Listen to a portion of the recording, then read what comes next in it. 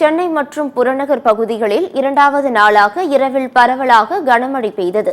தமிழகத்தில் வடகிழக்கு பருவமழை பரவலாக பெய்து வரும் நிலையில் வரும் நாட்களில் பருவமழை தீவிரமடையும் என எதிர்பார்க்கப்படுகிறது.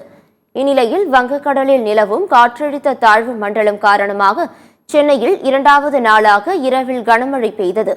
நகரின் ஒரு சில பகுதிகளில் விட்டுவிட்டு மழை பெய்தது.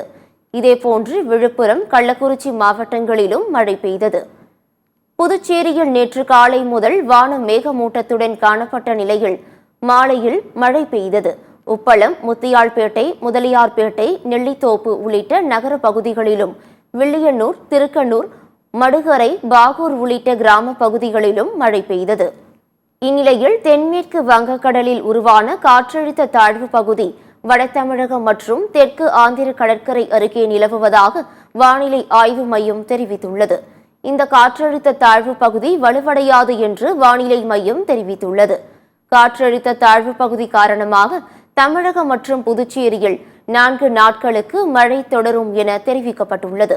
அதன்படி சென்னை, திருவள்ளூர், செங்கல்பட்டு, காஞ்சிபுரம், விழுப்புரம், கள்ளக்குறிச்சி உள்ளிட்ட மாவட்டங்களில் இன்று கனமழைக்கு வாய்ப்புள்ளதாக கூறப்பட்டுள்ளது. தென் தமிழக கடலோர மாவட்டங்களிலும் கனமழை பெய்யும் என்று வானிலை ஆய்வு மையம் தெரிவித்துள்ளது.